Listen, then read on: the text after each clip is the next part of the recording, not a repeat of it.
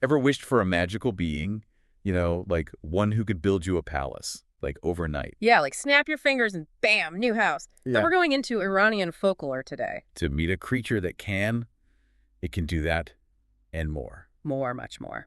Welcome back to Iranian Things. This is episode 69. 69, nice. I'm Kiyu Mars. And I'm Tanaz. Each episode, we try to kind of go deep into the less explored parts of Iranian culture. Yeah, like myths, legends. Creatures you wouldn't really find in a regular encyclopedia. That's right.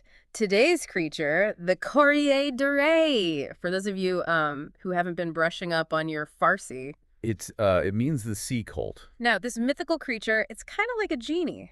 But with a Pegasus twist. Maybe a little Willy Wonka thrown in too, for fun. We're going to be looking at the stories of Mashti Golin Kanom to kind of figure out what this sea colt is all about. It's a creature of many names. Yeah, some of them are pretty contradictory, actually. It's like it's got this appearance and these actions. Intriguing, for sure. So the source material talks about a winged horse. It can fly. It can talk. But why sea colt for a creature that's clearly more at home, like up in the clouds? Well, that's the kind of mystery we're going to unpack, right? Exactly. It's also called the cloud and wind horse and the seahorse. It really gives you this sense that it can be anywhere, Transcend boundaries. Like Yeah. It's this embodiment of freedom, power, otherworldly power. Right. It's not just a pretty face, though. I mean, it's not just about the looks. The sea colt, Well, it's a helper. It's magical. like a genie. Yeah, but with an Iranian twist, of course. Instead of rubbing a lamp, you got to set its master's hair on fire to summon it. That's A bit extreme. that's one way to get a magical creature's attention, that's for sure. Definitely makes you wonder about their relationship, The sea colt and the master. Yeah. Like, what does that symbolize? Setting your hair on fire. Maybe like a deep connection, Hmm. primal even. There's got to be some sacrifice involved in getting that kind of help. Makes you think, like how far would someone go to access this kind of power? Right. Anyway, let's look at the stories themselves. The source we're using has two tales about the sea colt. Right. The first one really shows off the sea colt's, provider skills. It can make you a luxurious home, super fancy, Wow, and a feast all before the sun even comes up. that's pretty efficient. Right. I mean, it goes into so much detail about the house. It's incredible. So meticulous. It really shows how much the sea colt cares about, making its master happy, fulfilling their wishes.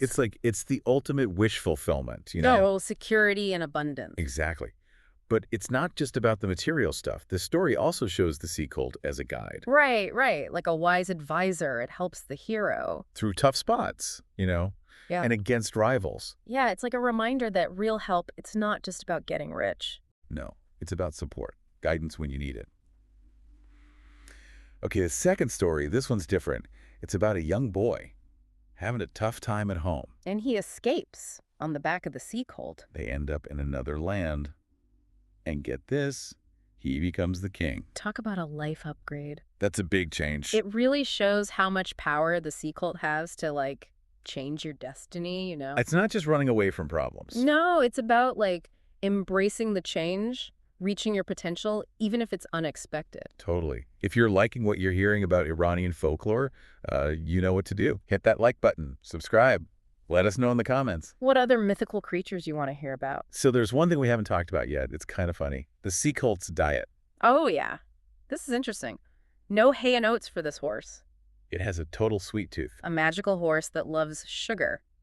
Imagine trying to keep up with that. Adds a little bit of whimsy to this, powerful creature. Definitely.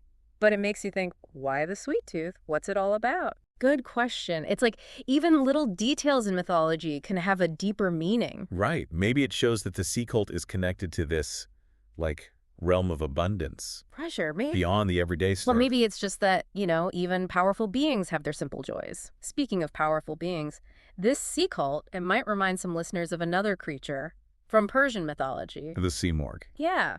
They both, represent guidance, transformation, that connection to the heavens. Right, and the sea morgue is all about healing and wisdom.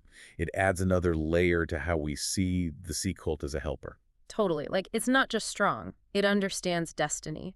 And it can help people reach their true potential. So what can we really take away from this, The sea colt, it's more than just a cool creature. It's about what we all want, guidance. Transformation, Mhm. breaking free from limits, doing amazing things.